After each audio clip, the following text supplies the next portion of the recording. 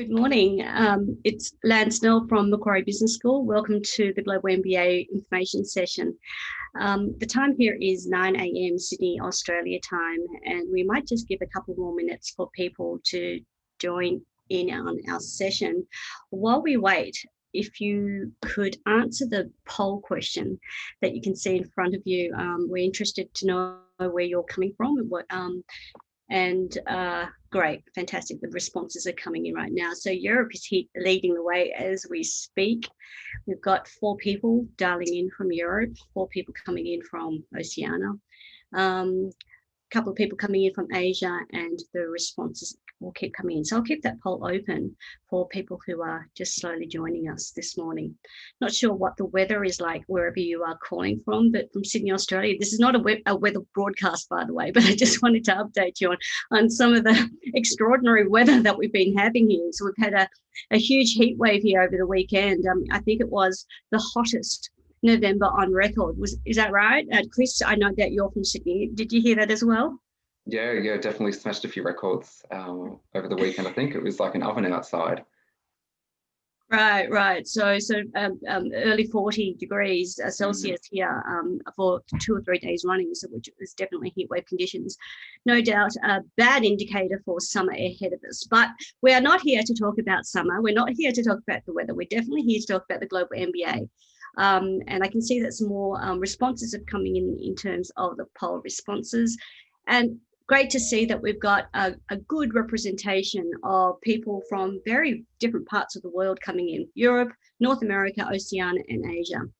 I'll keep that poll open for now, and while we introduce ourselves. So I'll kick it off. My name is Lan. I'm an associate professor in marketing at Macquarie Business School, part of Macquarie University. I'm also the course director for the Global MBA. So it's my absolute pleasure to welcome you here to the session today. We've got a lot of material to cover, but let me introduce some of our current students. In fact, I'll ask them to introduce themselves. So we'll kick it off with Nicole. Nicole. Hi everyone, I'm Nicole Hollahan. I currently work at a software company. I'm the Chief Operating Officer. I just graduated a couple months ago, or not even, and I am part of the first cohort of 4 to come through. Nice to meet everyone. Thanks, Nicole. Chris. Hi everyone, my name is Chris Duran and I am a current student at Macquarie Business School, and I'm currently 3/4 of the way through my MBA, and I'm projected to finish term 3 next year. So nice to virtually meet you all, and I look forward to answering your questions as we move through the session today. Thanks, Nicole. Thanks, Chris. And so I think it's really important definitely for prospective students to be able to understand the lived-in experience from students who are currently going through the program and, Nicole, who has just literally completed the program, and to get the insights. This session is all about you and your questions or comments. So please make sure that you, put it in the chat facility, and staff members are on hand to address your questions, as we are as well. Feel free to jump in and comment all the way through. So let's make this a conversation rather than a one-way delivery if we can. I'm going to end this poll now, and let's start sharing. And they're the results there for your information. You can see the great spread that we have. Bear that in mind when we go through the representation of our current students as well. So it is a good microcosm of the level of diversity that we're getting in this cohort. Okay, let's now get on to sharing my screen.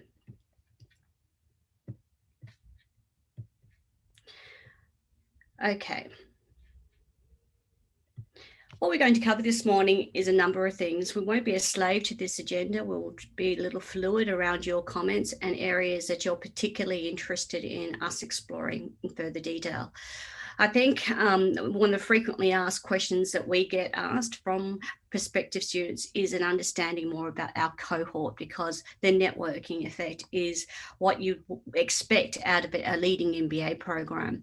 So we'll take you through who our cohort are, what the mechanics of actually studying the program, how does this work online, what are the terms like, the curriculum, and also the admission and pathways. So that's what we hope to cover during this next hour, and we'll stop on a hard stop at 10 a.m. Sydney time. So this is the cohort spread that we've got in around the world. So at the moment, there are 375 students enrolled in the program. This is quite extraordinary given the relatively nascent stage that the MBA is in. We launched this program in May 2019, so relatively new entrant to the marketplace. Let's work back from that May 2019 launch point. And so in 2018, we had envisaged this new way, a re-engineering of the MBA curriculum. We were really conscious. We understood where the market was going in terms of the labour market changes, what organisations were expecting from post-experience hires, which is us. And we were very acutely aware that majority of MBA programs were fairly much traditionally structured in traditional silos or functions. Sure, some organisations are still that way and structured, but however, many more organisations are moving to more matrix, project-based, team-based organisations, a lot more fluid in their expectations of how their employees should adapt to these changes. And so it's less of a focus on the functional areas, but more of a focus on enterprise capability building. This is no different to the discourse that is available right now, that's been happening for some time now on the future of work.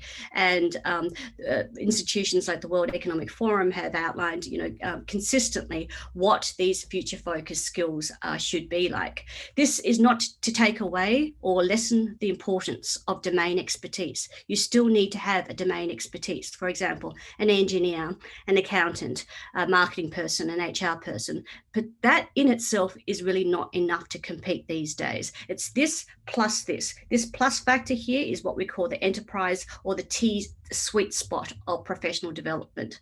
Typically, that is enabled through an MBA program. So in 2018, that was a backdrop of us re-engineering the program. It took us about a year and a bit to build the program from scratch with our industry partners, and that is important. It has been co-created with industry, and we launched it in 2019. And here we are in 2020. No one knew COVID was around the corner, right? But we find ourselves in a market leading position. I think this is a particularly important point because this is a global program. This is a virtual digital program, and our market is a global market. It is no longer just Sydney, Australia, or the Australian market, of which there are 42 providers. This is a product that has been deliberately and designed for the workforce of the future, and that is a global market. And so in that way, it was really important for us in terms of the partner, the platform, and in this case, we partnered with Coursera, and it enabled us to take it to the world. So at this point in time, 375 students from literally all around the world is part of what this cohort is all about. I might pause there and ask perhaps maybe Chris and or Nicole to share their views as to the importance of a diverse cohort and the networking that that you've experienced. Yeah, I'm happy to answer that. And one of the biggest benefits of this MBA has been the global network. And I know I've worked, as I said, with Nicole on an assignment. She's based in America, I'm based in Australia, and it's become truly a global network of students, and we're able to leverage different insights and different perspectives that of the current market in different areas of the world. At the time when I started the MBA, I was up in London, so I was able to offer another perspective again. So it's definitely and it's reflective of businesses now in the fact that they are global organisations. And if you are working for an organisation that maybe is headquartered in Australia, but you're based up in London, the phones will be going through the night to make sure that the integrity of the business isn't compromised. That's right. Thanks very much, Chris. What about you, Nicole? Yeah, so having gone through the capstone, I worked with four people were in our team, and we had someone from Malaysia, Vietnam, Australia, and then myself in the US. And I can say that it was definitely a challenge with the time zones, but the perspectives it's priceless to try to bring all these different ideas and industries and backgrounds together to work on something like that. So it was just a really awesome experience. Yeah, and we do one of our key value propositions. I definitely, in terms of the design and the philosophy that guides us in everything that we do with the Global MBA, is what I call diversity, accessibility, and inclusion. And these are not just buzzwords that you can tick off on your Zoom bingo card right now, right? This is really the philosophy that guides us. And so let's talk about this and unpack this in terms of the numbers. So of the 375 students that we have, they come from about 41 different countries, right? Most MBA programs are beholden on one or two key economies. We're definitely not that. We are very diverse. The average age is 38, so that should signal immediately to you the level of experience in this cohort. I think that's very important. A lot of MBAs out there do have a cohort that is mainly targeted towards the pre-experience end of the market. This is not that. This is a post-experience targeted program. What I mean by that is, as you can see, our students are coming in invariably working full-time, most with family commitments in very demanding roles, and in the good old days before COVID, were traveling a lot, and so therefore could not come onto campus and have that residential feel. We felt very strongly that they should not be denied the opportunity to transform their leadership capabilities, and so hence this model came about. So 38 years of age is the average age of our cohort. 41 different countries represented, and we have a good 70-30 split between male and females, which I hope to redress as we go along. I'm proud to say, though, that this time next week will be the announcement. We've just been shortlisted for what we call the QS Wharton Awards for Reimagine Education, which has been described as the Oscars of education awards. We're pretty proud to be able to be shortlisted amongst our competitors, such as edX, MIT, London Imperial College. So that's who we're sort of competing with in this space here. So that's a pretty exciting thing to look forward to. Okay, so this is another visual in terms of where our students are located all around the world. We have a large representation from Oceania, so that's Australia and also New Zealand, and that's no real surprise in that respect. But the great the aspiration here in terms of our growth of the footprint would be in the Americas and the European markets, and certainly the Southeast Asian markets and Latin America.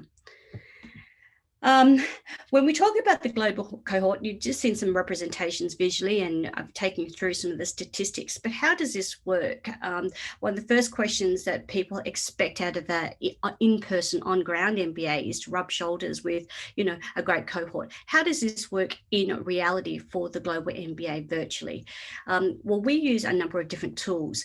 I wondered if maybe Chris or Nicole would like to talk about how we collaborate with students in doing group work or building a community. Yeah, definitely. We just had a question come through from Paul around how group-based assignments work with people in different locations. So all of the students are active on Slack, which is an instant messaging service very similar to Messenger, but for professionals, and we all communicate on that. And my experience has been that everybody has been very committed to making the group assignments happen, irrespective of location.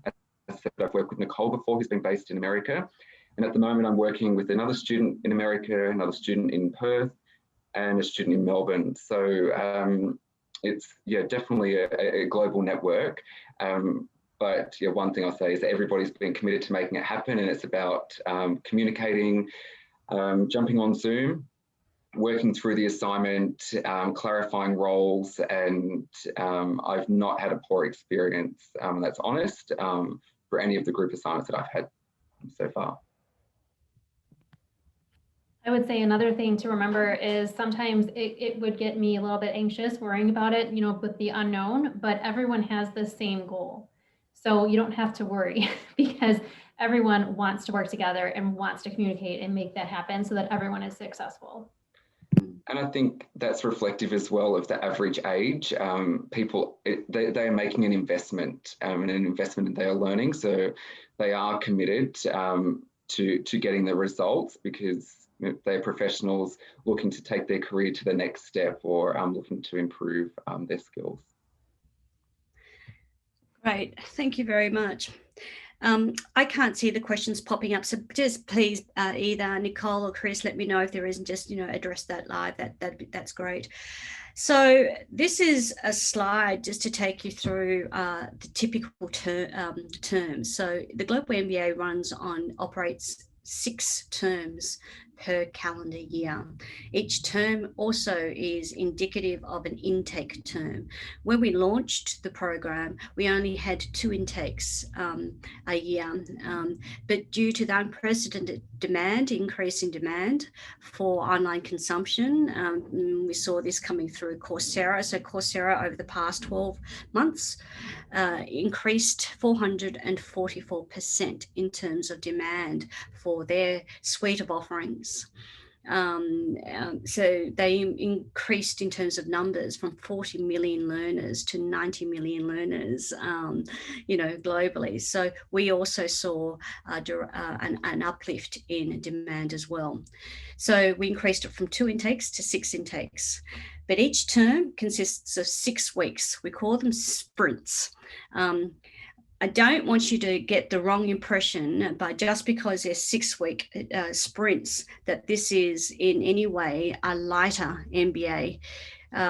We comply as a university to the AQF level of a master's program, and so the volume of learning, the content, the quality is consistent with a master's level MBA. So it is a full MBA. It's not a light MBA by any stretch of the imagination.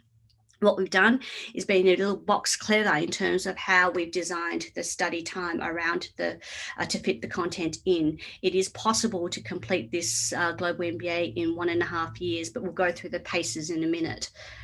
Let's just talk about the 6-week term, if you like. So typically, you'll get access to the unit by Coursera. Coursera is the platform to which you'll consume the program is delivered on. At least 1 or 2 weeks in advance, you get access to that. I might pause there because I think that is an important aspect of how students are able to accelerate ahead in terms of the program. Nicole's nodding. Tell me, Nicole, how does this work for you? Yeah, so without that, I'm not even sure. So what I would do is pretty much the hour that class is opened, I was on it and I would go through everything, scan through the videos, scan through the assignments. And if there were any questions, I would get them posted immediately so that hopefully, someone could respond to me so that like once that initial date of the class starting hits, like you're ready to go. I highly recommend it. Yeah, definitely, I would agree with that. It's all about time management. Yeah. And that first assignment, which you can see there on the screen that pops up in week 3, comes around very quickly. Christopher's feeling a little anxious right now because we realize it's week 6, right, of the current term. And so he's got quite a few assessments due right now, right? Yes, so this is week 6 of the term, and like Lan said, it's a bit of a sprint to the finish. So we're wrapping up the course this week, but there are a lot of, it's 3 group assignments for me. So it's a lot of collaboration with people in a lot of different locations, but we're nearly there. We'll get it done. Terrific. So use that time wisely in terms of it being available prior to the actual get-go. We respect that everyone is busy. And so that's why we allow for that window there as well. But once week 1 commences, it starts. There's no taking your breath. It's really a sprint pace all the way through. As Chris mentioned, in week 3, it's your first assessment, and that comes down very quickly, and then in week 6. So you can expect 2 assessments per unit. There are no exams. It's all just driven by assessments. You pay as you go per unit. Please.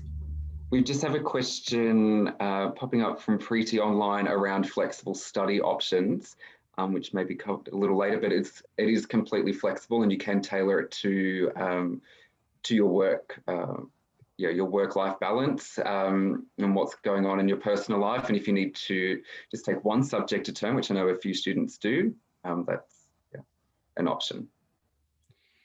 The other thing I'd like to mention on this point here is that we use a combination of different learning tactics. We call it pedagogy, to really try and optimize that level of flexibility for you as a busy professional in terms of what you want accessing things. So we call this both synchronous and asynchronous delivery. So there's a bunch of videos, probably in length of 6 to 8 minutes, probably 3 to 4 a week that you're required. They cover the foundations of that particular theory or framework.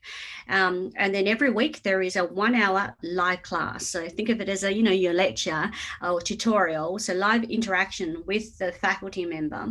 And obviously for very obvious reasons, not everyone can join these live classes because sometimes it is 3 a.m. in the morning. And we appreciate that some people are keen, but also appreciate that some people would like to sleep. And so, if you can make it, we highly recommend you to come to class, to join the class, but if not, you can pick up the recording. We also alternate the timings of that to try and make it as equitable as possible in terms of the timing. Okay. We have another question here from Nitin. Are there any in-person sessions at all for local students during the program events which are hosted locally with the option for international students to join over digital channels? Yeah, very much so. Lan, did you want to talk to that? Well, in fact, we were just talking about before this webinar was broadcasted that there is a Sydney event, in-person event being organised. I think it's next week, Chris, to meet up. We call them local meetups. So let's assume that we live in a normal world. The normal world will come back at some stage. This is post-COVID. This is when the travel, bans will be lifted and we can travel again. So in terms of in-person events, as I said, this is a global program. We have, as a university, key markets internationally. So for example, throughout Latin America, throughout Southeast Asia, South Asia, Europe and Americas, we would host normally in-person alumni events and also industry events. So part of my role is I travel extensively for the university to meet prospective students, to meet up with our industry partners, and to really build up that level of awareness in our key markets. And so it's part of that effort. We have a lot of in-person events throughout the world in these key markets.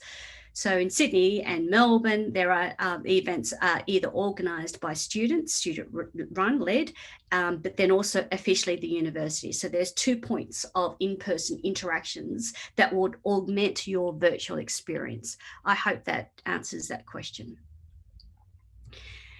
Okay. Let's talk a bit more about the duration as to what completion looks like. Nicole, how long did it take you to complete? And tell me what that experience was like for you. Yeah, so I completed in about 18 months, and I had taken 2 to 3 terms, if you will, with 4 courses. And then the remainder, I did 2 each to try to, total that out. And I can say that the ones with the 4, it was incredibly challenging. I would be starting before work, come home after work and do it, maybe some on lunch break to get that done. But it was just really important to me to get done in a timely manner. So, but a 2 to 3 per term is much more reasonable if you have a family and you're working full time. Of which you do, you've got 3 young children, right? Mm-hmm. Yep. Chris, what's your study pattern been like? So last year when I was really busy with work, I was doing 1 subject a term. This year with COVID, I've increased it to 2 to 3 on average. So I'll be tracking to complete the course within 2 years. And I'll do 1 term at the start of next year with 4 subjects. So it is, as I said before, completely flexible in terms of things changing in terms of work and personal life. Right. I mean, my advice to people would be, if you've got a fairly demanding role, which most of us do, just ease yourself in. Maybe start off with 1, see what that looks like, because chances are you haven't studied in a zillion years. You're unsure as to what's going on. This is a new format. The bit of anxiety about you. Ease yourself into it. This is not a race, but I understand that it is important for people to complete in a particular period of time. Also, the market moves very quickly, right? And so you don't want to sort of stretch this out too long. So you want to utilize it and realize the benefits as you go along as well. So I think to frame realistic expectations, the completion cycle, you should peg that to about 18 months. 18 to 22 months is a realistic time period if you are working full time with family commitments. We've talked about how interactive this is. So this is, obviously now everyone's very fluid with Zoom, Teams, or Cisco, and a number of other sort of interactive sort of platforms. So this is how we roll, right? And we also use a Slack that's as part of the collaboration tool. So that's how we work on that front there. Now let's just talk about the curriculum. Let me know, either Chris or Nicole, if there's some questions that are popping up as well, okay? So the curriculum is what is structured really around what we call future focused capabilities. This is mapped or aligned to what the World Economic Forum has identified 16 skills that we expect from post-experience students, professionals. So we've mapped our curriculum to that. There are 24 units all up. So this is it's structured into 6 different specializations or capabilities. Let me just take you briefly through what this looks like. The first one, you can see immediately that the language we use is very different to that of a standard or traditional MBA. So strategizing, it's outcome focused. So we want people to be competitive in their mindset, be understanding of the global reality of the workforce, disruptive in their thinking, and have a sense of sustainability and ethics to guide them in their decision-making capability. So that's all part of what we call the strategizing capability suite. I use the word capabilities deliberately and not skills, because capabilities, I believe, is a bundle of different skills, whereas skills is very transactional, capabilities a bit more enduring. So that's the strategizing. Leading is your traditional understanding of how we harness talent, how we attract and retain talent. So this is about knowing your people, understanding the organization, adapting your own leadership style. We challenge people's leadership style, and some of this material may be a little confronting, uncomfortable for you, and I think that's a good thing, to really understand who you are as a leader and what areas that you can grow on. Become a Meaning Maker is a new unit that we've developed in terms of its amalgamation between how organizations manifest their identity through brands, and how you also manifest your identity through your professional status. So that's, what does meaning look like? We know research that's coming out of, and I'll reference the Stanford report on this one, in terms of the motivations driving people is not necessarily monetary, but really about meaning. So they call it missions, not major. So this is, what is your mission or purpose in life that will drive you, that should be your overall compass that guides you in things. Sure, there'll be frustrations as we go along in our everyday work life, in our personal life, but that the overall compass, that overall drive or purpose, should really guide you in that. So that's the meaning in all this. The analyzing suite is all about enhancing, developing your digital literacy. This is obviously a key skill for professionals these days. Knowing your numbers. Any leader needs to be able to understand the numbers. This is traditionally management accounting. Know Your Numbers 2 is corporate finance. But we don't just look at finance or those ratios in the typical big end of town as to which most MBA programs focus on. This is looking at those metrics across the sector. So startups, not-for-profits, government, small to medium, large, and also large. Those measures and those metrics differ depending on where you are in that. So we cover that. Generate Insights is all about data science and visualization. I'm really pleased to say that we've partnered with SAS on this one, SAS being the global leader in data analytics. But by the way, Nicole, are you with SAS? Did you say? By any chance? No, it's a different company. Software as a service, if I put that on anything, it's just because that's the industry. Okay, right. Okay, great. Thank you. So SAS is, that's what they're called, global, US based as well, but we're partnering with them. And we're the original unit that we went out to market with was with Tableau, but we stripped that out and we've embedded SAS in there. There's a number of benefits that this offers both our students and also the broader SAS community certification holders there. I won't go into too much detail in that. Suffice to say that there are pathway opportunities to upskill for engineering specialists who are looking to develop their leadership capabilities, and also for our MBA students who are looking to get some more specific credentials out there in terms of SAS. So that's that. Know Your Customers is all about digital marketing and understanding customers through growth hacking principles as well. Influencing, well, communicating with impact, managing change, resolving conflict, and engaging the board in terms of the governance. Adapting is all about looking at your career and where you're sitting right now. And then it culminates into what we call the problem-solving capstone. So it is a requirement that you complete all 20 units before you head into the capstone. I'm going to pause there and ask perhaps Chris or Nicole to share their views on perhaps some of the units that really made an impact on them and how you're realizing the curriculum and the content in your professional lives. How has this impacted that? Yeah, sure. I think actually that flows nicely into one of the questions that we had online from Gary about the university's offering and a little bit of concern around videos not being the same experience. The videos are just one part of the content that is delivered. There's a lot of collaboration with course conveners, other students, discussion forums, private Zoom sessions. I know Generate Insights at the moment, we have our lecturer working with us on Slack to answer questions. Last night it was publishing information from the first assignment. So it really is a lot more than just the videos, and there's a lot of reading material and great insights from Harvard and lots of credible resources that make the MBA holistic. And I was just speaking to Lan before. I had an interview yesterday, and for me, I was definitely leveraging the content from Managed Change, negotiate and resolve in conflict, and being able to communicate with impact when you're under pressure. All of that stuff is definitely, it's definitely helped me. And I was recently leading a team of 70 direct reports. And again,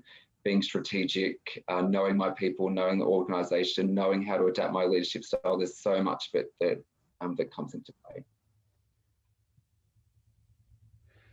Nicole.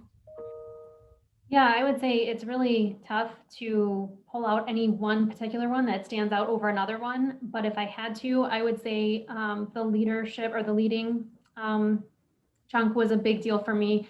It really put things in perspective for how I interact with people who report to me as a manager and just how I approach it. It really has changed my leadership style. And the other major piece was the Know Your Customers course. So currently with what I'm doing in my own position, really related to that in trying to increase market penetration.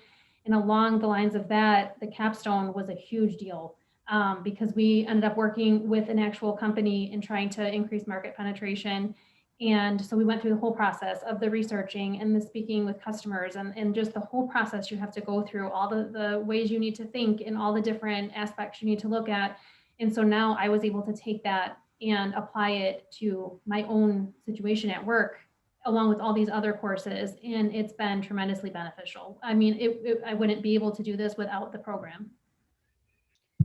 Thanks very much, Nicole. I'd like to jump in there. Yeah. We have another question from Brad around unexpected things occurring. Can people pause between terms? So one term, have a break and recommence 2 terms later? Yes. Yeah. I have done that. It was early this year. I was moving home from London, and when the whole situation with COVID happened, it just wasn't possible for me to commit to the study load, and I needed to pull out of one term and recommence in term 3, and that was totally fine. Absolutely. That's when I say you get to drive, this is you. You are in the driving seat. So it's got to work for you, your personal life and your professional life, and we make it that possible in terms of the scheduling. So just a couple of more questions on the comments really on the problem solving capstone, only because that's one of the frequently asked questions that I get. You should have every expectation from an MBA to have a high quality program and a very immersive and experiential capstone, where the whole premise is to integrate and synthesize all the knowledge that you've been exposed to throughout the program in an applied manner. Now, of course, throughout the program that you are working on integrated assessment tasks that build up that muscle capability for you to be immersed in the capstone. What we do is we partner with a global organization. In the case that we just had, that Nicole was referring to, we partnered with Cochlear, which is an Australian based, but it's global in terms of its reach, med tech firm with a hearing implantation devices. So that was and they provided a challenge for our students to work on. We also partner with one of the big 4 firms, and in this case it was Deloitte, and they acted as our advisory partner. So they came in at key milestones to really provide some commentary to students, to guide them as well. And the third layer of governance on this one is the faculty. So the students are working with our faculty members in coaching them through both of the sprints. This runs a little differently to the other units in the sense that the Advise and Be Curious units are delivered as co-requisites in the first block, and the Applied Immersion is delivered as a one block. So there are 2 blocks as part of the capstone. But throughout, it's a 12-week sprint, if you like, so 2 6-week blocks, in which case you are working throughout on the challenge. It is a very intense process, as Nicole has kind of alluded to. There are ups and downs, there are frustrations, there are definitely pressure points there, but that is all part of this journey in terms of your ability to adapt and work with this, a wicked type of problem that is real. But the rewards are fairly incredible. Nicole, would you like to talk about a bit more about the process of you working with and the outcome that was achieved?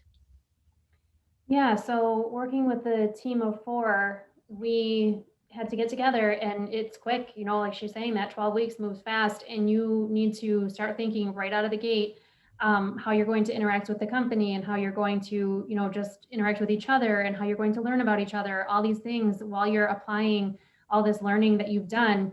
And one of the things I didn't mention was, your presentation skills, your communication skills. If they're not that great going in, they're going to be good because you're going to learn, and you're going to learn fast.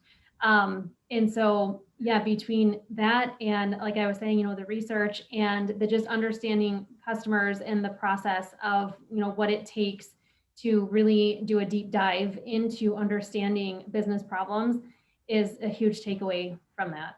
And when you leave, you're going to have this experience with an actual company under your belt, which, again, if I didn't have that, I would not be where I'm at today, because you're not, you learn so much in that 12 weeks. It's unbelievable.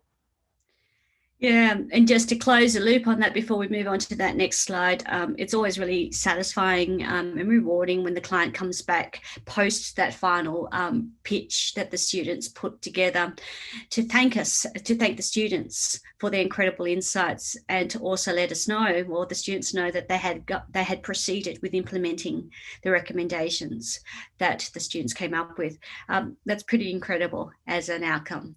So, okay. Sorry, Nicole, did you want to add something? It's basically like you're learning how to be a consultant. So for me going in, I had never done anything like that. And I always thought it'd be very interesting, because you work with them, usually through, if you're in corporate America, through your life. And so it was a really cool experience for that as well, to just, learn how to get off the ground running pretty quickly in a situation like that, which will help you when you're taking on a new job, or, you're in an existing job. It's a great skill to have. Right. Thank you. So this slide talks about one of the other value propositions that we sort of touched on earlier. We talked about the flexibility component, but then there's also this stackability component. And in this era of the world trying to understand what online looks like, and has come an incredibly long way. COVID has certainly accelerated and made it more mainstream, sure, but there's still some very ordinary online stuff out there, right? I want us to be very clear. We are not that. We have positioned ourselves in a very different end of the market, and that end of the market is we'll never compromise on quality. We will never sell short our reputation as a leading business school if we were to bring into market an inferior or online product. That is not what we're about. So everything that we've got and take to market is the best of quality that we can do. In saying that, however, the model that we've presented is what we call stackable. And so that includes a number of different points to which you can engage in this learning. Remember, this is all part of this bigger sort of democratized model of education aligned to Coursera's vision as well. And we share this vision quite strongly, and that is to make this accessible to everyone in different parts. So, for example, there are 24 units, as we mentioned. All 20 units, bar the capstone, are available as what we call open units on Coursera. So anyone can jump on and have a look, bit of a taste to see what that looks like. There's an audit mode that Coursera offers. So this is a bit of a try before you buy, if you like. It's always in the small print right down the bottom, so just be careful on that one, but have a look at that. If you like to attain a digital badge, you can subscribe. So very similar to a Netflix subscription membership model.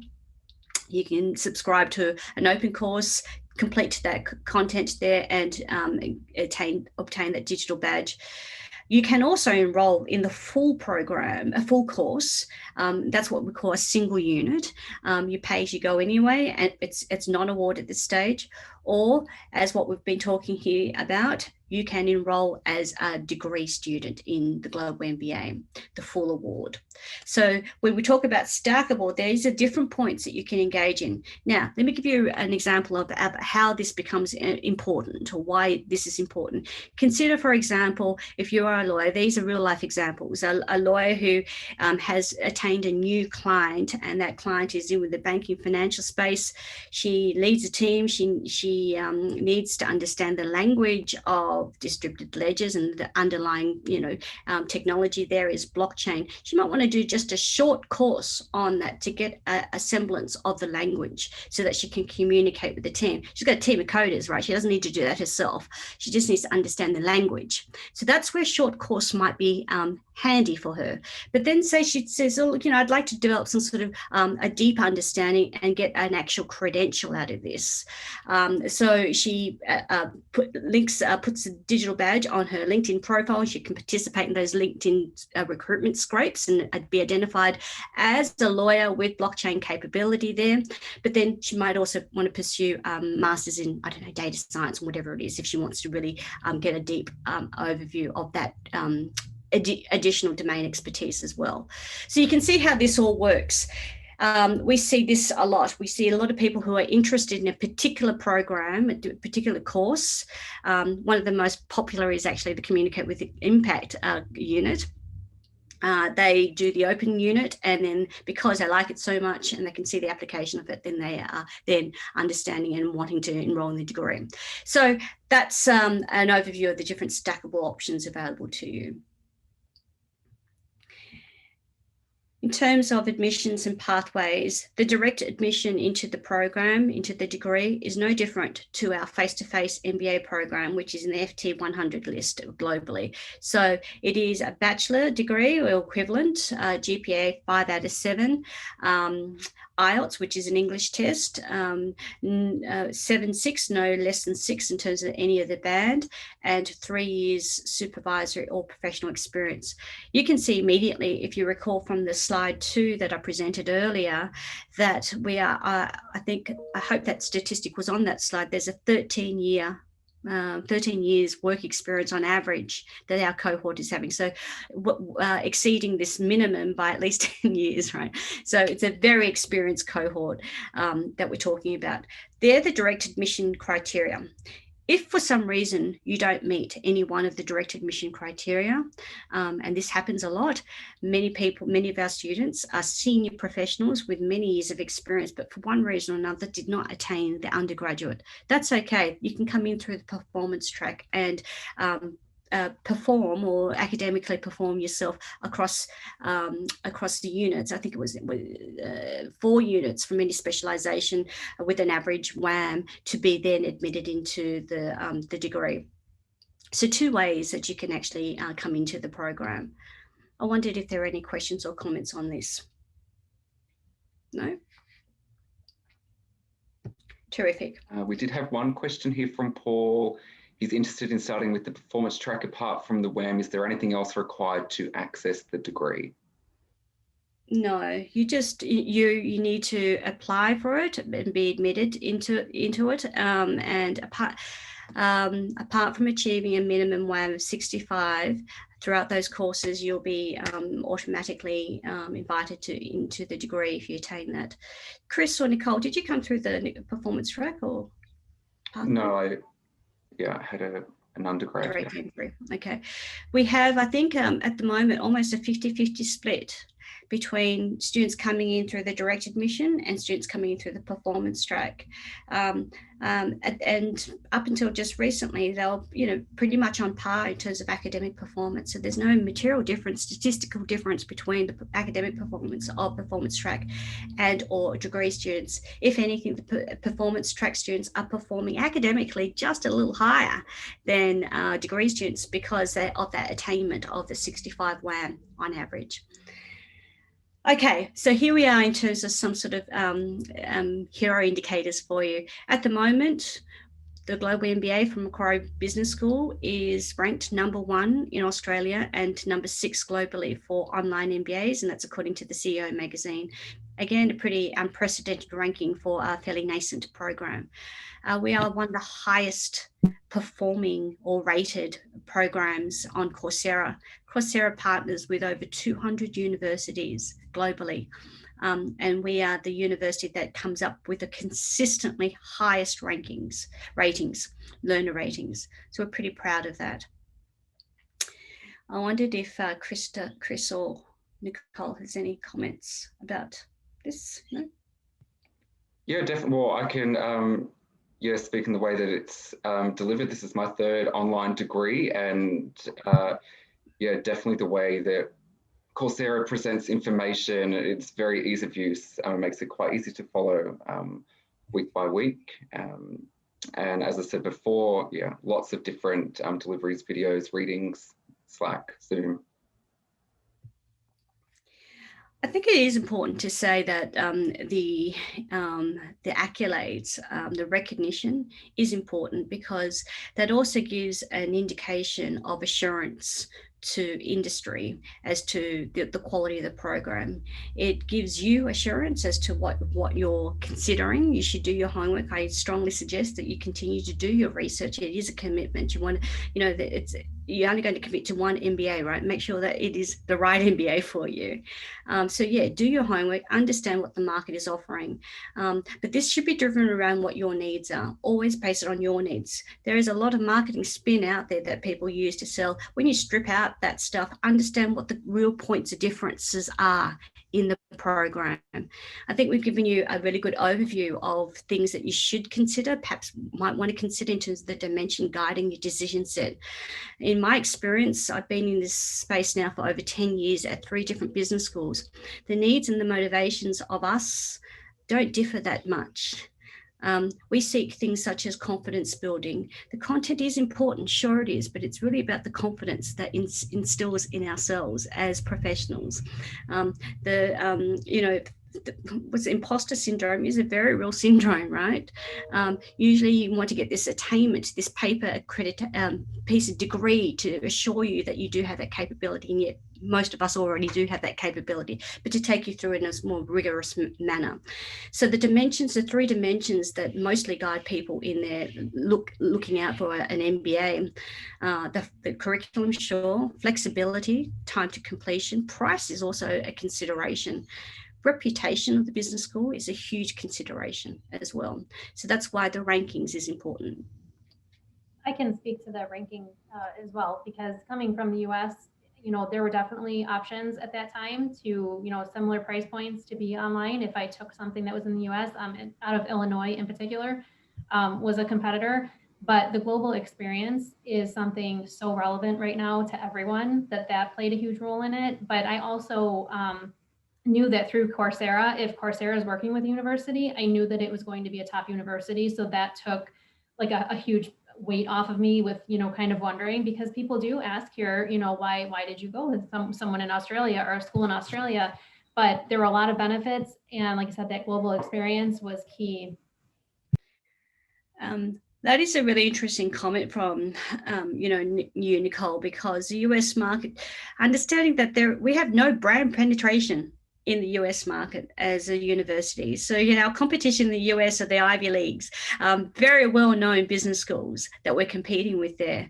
So for people like Nicole to go, look, okay, so there's no assurance or reputation. They don't know who Macquarie University is. And so that is a big deal for when I hear those sort of comments, because I do know that what's going to cut through there are the points of difference that we keep going back to.